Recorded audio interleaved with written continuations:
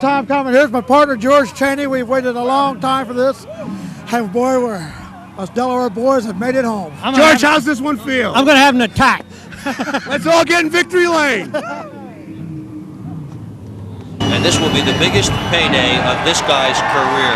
Kenny Brightbill. The crowd enthusiastically roars its approval at Kenny Brightbill, who waves at the bevy of photographers. Look at this. Everybody is still standing in the place. Nobody's leaving. They're all going to stick around and hear what one of the crew members just dove into the car to congratulate Brightbill.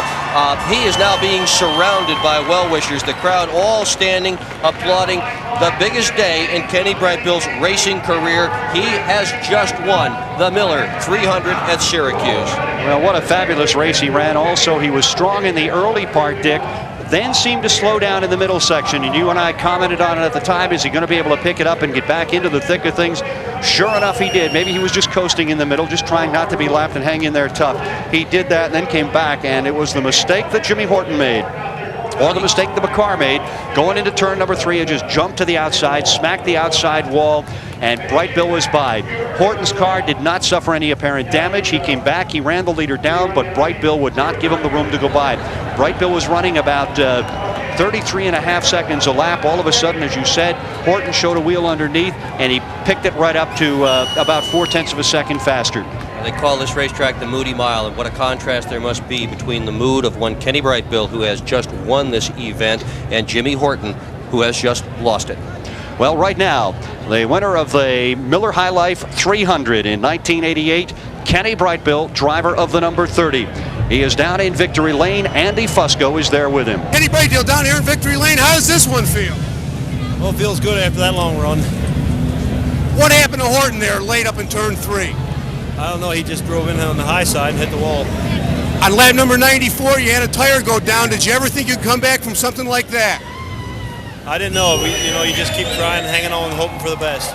Okay, the $64,000 question. Before this one, you told me it was just another race. You were going to go out there just like it was another day. Do you really feel that way? Well, you just got to run them like another race and hope for the best. That's all.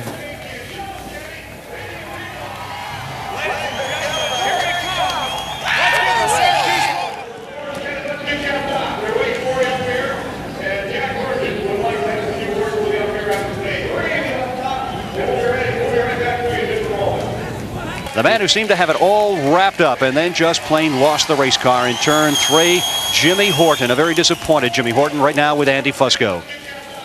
Thanks, guys, and you're right. Jimmy Horton is disappointed by this one. Yeah, well, we finished second, but, we beat ourselves. Nobody beat us. I got in the water, and, I should have known better, and I got in the wall. And so Kenny got back by us, and I thought we had a chance there right at the end, but, we were running low on fuel, and the motor started stumbling a little bit.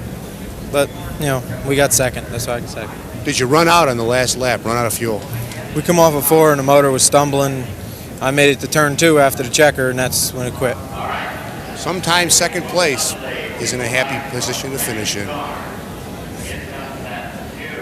We can see them coming in now. This is Horton in the lead. Brightbill is in second spot. Let's see what happens here. Horton comes in. He looks okay so far. There he looks like he's a little bit hot. Car now getting a bit sideways. Horton has lost it. The car is gone out from under him. He is on the brakes. He is now in the loose stuff. Boom! There he hits the wall. Brightbill on the left side of your screen in the groove goes by. Horton never lifts. Look at those back tires. He is on the gas trying to retain control. But it's too late. Jimmy Horton has hit the wall. Brightbill is by. He is in the lead. A guy that finishes 5th, an amazing story. He's only been driving a modified a little over a year. He started racing modifieds solely because he wanted to race at Syracuse. Well, he came and he raced this weekend for the Miller High Life 300, came up through the non-qualifiers race to finish 5th, picked up the Freihofer Rookie of the Race Award. Right now, with Andy Fusco, is Brian Goey. Brian Goey, the Freihofer Rookie of the Race, 5th place finisher. You got to be happy about this. Boy, we sure are happy. We were quick here Wednesday night during that other race, and I guess either I don't know how to take time trials or we screwed up because we started way back in the pack. And I like to say hats off to my crew. We did that all the pit stops without any radios. So I'd like to thank very much to them and my sponsor, Adam Ross Cutstone. It's nice to finish in the top 5. As a matter of fact, this is my best finish in the 2 years I've been racing, and what a place to do that. Seems the Lebanon Valley cars always do decent here in Syracuse. Any explanation? Well, Lebanon's probably the second fastest track in the circuit besides Syracuse, and because we are used to the speeds, I think we're more comfortable here than we are some of the other guys. And we really, it's a tight track and it's a narrow track, so with the walls and the guardrails here, you're kind of used to the close quarters. The Moody Mile at Syracuse, what a place to get a career best finish. Well, what you're looking at is a beautiful rig and hauler that goes to the race winner, Kenny Brightbill from Sinking Springs, Pennsylvania. An absolutely fabulous conclusion to the Miller High Life 300 here at the Moody Mile at Syracuse, New York. And Dick Berggren, you've been here for all of them. This has to be, if not the most exciting race, at least one of them. Oh, it sure was. All the way through, you never knew who was going to win this thing. There were so many people who had a good shot at it. And wasn't it neat to see Kenny Brightbill win it?